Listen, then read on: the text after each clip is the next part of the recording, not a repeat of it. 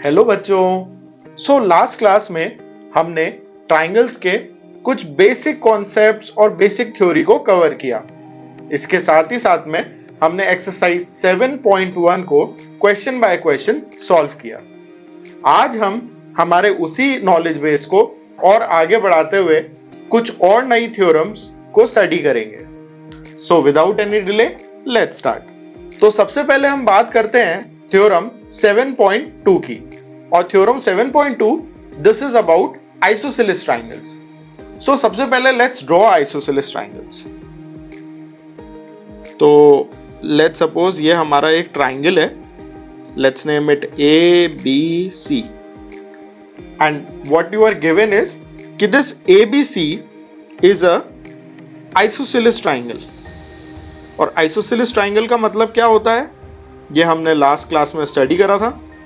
Isosceles triangle एक ऐसा triangle है जिसकी दो साइड्स इक्वल हो। यानी कि फॉर एग्जांपल लेट्स सपोज अगर मैं आपको यहां पे ये दे दूं कि ये जो साइड ए बी है ये साइड ए सी के इक्वल है, then this triangle A B C will become an isosceles triangle. अब थ्योरम 7.2 ये हमें क्या कहती है? थ्योरम 7.2 हमें ये कहती है कि किसी भी आइसोसेलेस ट्राइंगल में जो साइड्स इक्वल हैं उन साइड्स के ऑपोजिट जो एंगल बन रहे होते हैं वो भी इक्वल होते हैं। यानी कि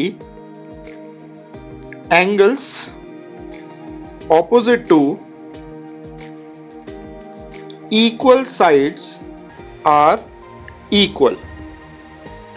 इस पर्टिकुलर केस में अगर हम बात करें तो हमें ये गिवन है कि ए बी जो है वो ए सी के इक्वल है। तो इस थ्योरम के अकॉर्डिंगली ए बी के ऑपोजिट है एंगल सी और ए सी के ऑपोजिट है angle B. So angle B will be equal to angle C by theorem 7.2। This is what this theorem tells us. अब अगर ये क्वेश्चन बहुत ही ज्यादा एग्जाम में पूछा भी जाता है, आपसे बोला जाता है कि इस पर्टिकुलर थ्योरम को आप प्रूफ करिए, तो आइए अब हम इस थ्योरम को यानी कि थ्योरम 7.2 को प्रूफ करते हैं। तो थ्योरम 7.2 को प्रूफ करने के लिए सबसे पहले हमने एक आइसोसेलेस ट्राइंगल बनाया ए बी सी, जिसके अंदर साइड ए बी जो है वो साइड ए सी के इक्वल है। अब हमें इस थ्योरम को प्रूफ करने के लिए एक छोटा सा कंस्ट्रक्शन करना होगा। और वो कंस्ट्रक्शन क्या होगा? वो कंस्ट्रक्शन ये होगा कि हमें सिंपली एंगल ए का एक एंगल बाइसेक्टर ड्रॉ करना है जो कि लाइन बीसी को टच करता हो एक imaginary point let's say D पे। और एंगल बाइसेक्टर का मतलब क्या हुआ? सबसे पहले हम इसको नोट डाउन कर लेते हैं कि एंगल ए का बाइसेक्टर हमें बनाना है। So we will write this down as draw AD bisecting angle ए।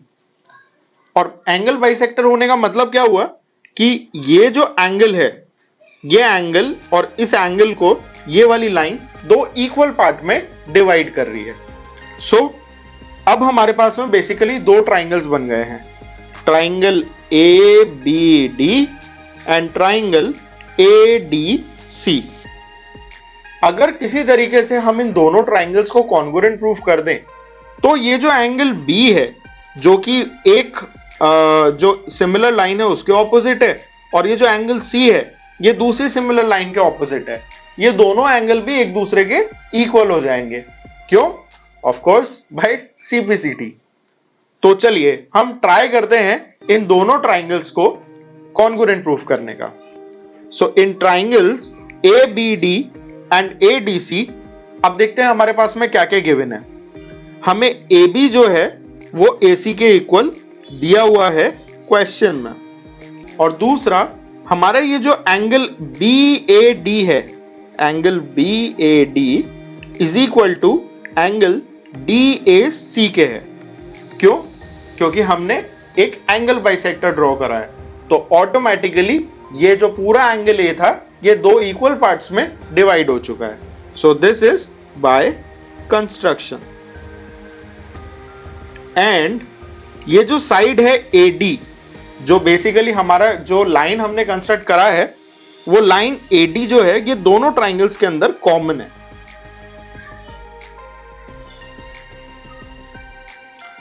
तो अगर हम इसको कंपेयर करें तो दो तो साइड, एक साइड हो गई हमारी AB is equal to AC, दूसरी साइड हो गई AD इक्वल टू AD, और इन दोनों के बीच का इंक्लूडेड एंगल यानी एंगल BAD, ये वाला एंगल हम ऑलरेडी इक्वल प्रूव कर चुके हैं। So by SAS criteria, SAS criteria ही लगेगा क्योंकि हमने दो साइड्स और एक एंगल को ऑलरेडी इक्वल प्रूफ कर दिया है। तो SAS क्राइटेरिया से triangle ABD and triangle ADC, ये दोनों ट्राइंगल आर कॉन्गुरेंट, ये दोनों ट्राइंगल्स कॉन्गुरेंट हो जाते हैं। तो और क्योंकि ये दोनों ट्राइंगल्स कॉन्गुरेंट हैं, hence angle B will be equal to angle D by CPCT, और CPCT की फुल फॉर्म क्या थी? Common path of congruent triangles. So this is how we can prove theorem 7.2। यहां तक अगर आपको कोई भी डाउट होता है, you can post it in the comment section and we'll answer it out. And don't forget to like, share and subscribe the video. Thank you.